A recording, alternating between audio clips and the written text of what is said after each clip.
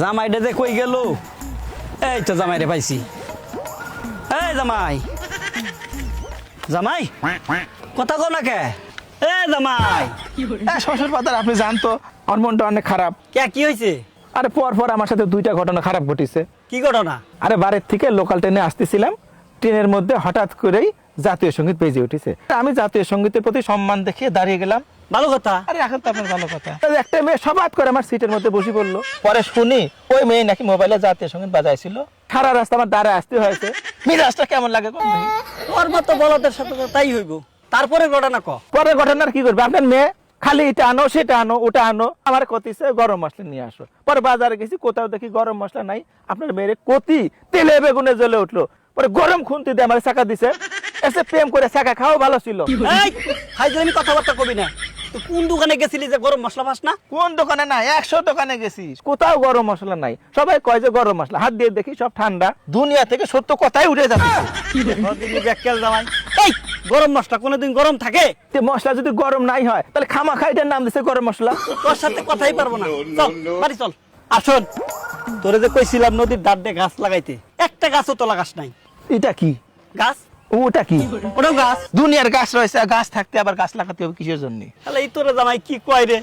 এই শোন, গাছ আমাদের অক্সিজেন দেয়। জীবের জীবনের মূল উপাদান হলো অক্সিজেন। অক্সিজেন ছাড়া এক মুহূর্ত বাঁচতে পারবো না আমরা। তাই নাকি? শ্বশুর ভাদার এই অক্সিজেন কিরা বানাইছে? সবই তো আল্লাহ বানাইছে। তবে 1774 সালে বিজ্ঞানী জোসেফ প্রিস্টলি সর্বপ্রথম অক্সিজেন আবিষ্কার করে। শ্বশুর ভাদার, হ্যাঁ। তাহলে তো আমরা অনেক সৌভাগ্যবান। আমরা 1774 সালের পরে জন্ম নিছি।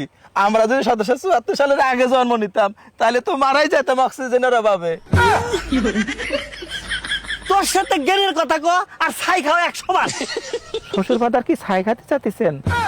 আমি বলি তো, আমি এখনই যাচ্ছি, চুলার মধ্যে থেকে নিয়ে আসতেছি। এই তোরা বাইরে তো দাঁত ভেঙে ফেলবি কইতে না। হ্যাঁ হ্যাঁ, দাঁত ভাঙিয়ে ফেলালে আমি শ্বশুর বাড়িতে হাড্ডি চাবাই খাবানি কেরাম করে। হাত দিছে ভাই খামানি করে আমার সাথে দেয়া বাবা করতে তাতে বুঝতে। এ শ্বশুর ভাদার, আপনি কি চায়না জন্মগ্রহণ করেছেন নাকি মার্শাল আর্ট শিখেছেন?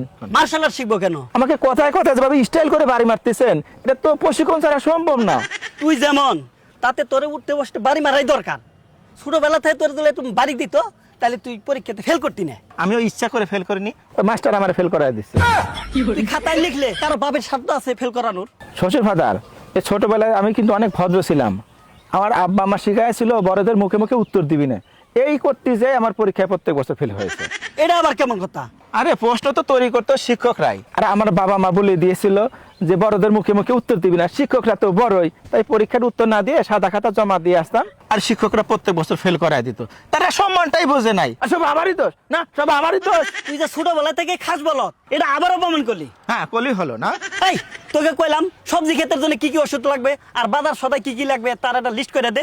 তুই লিখে দিলি না? আমি পারবো না। পারবি না মানে? আর আমার পায়ে ব্যথা। দেখো সানি ব্যাক করল আমার কথা। এ পায়ে ব্যথা তাই কি হয়েছে? তুই তো লিখবি হাত দিয়া। হ্যাঁ, মানে আমি লিখে দেই, দোকানদার কিছু বুঝতে পারবি না, পরে আমার হাইটে গিয়ে বাজারে যে আবার দোকানদারকে বুঝা দিয়ে আসতে হবে। তোরে আজকে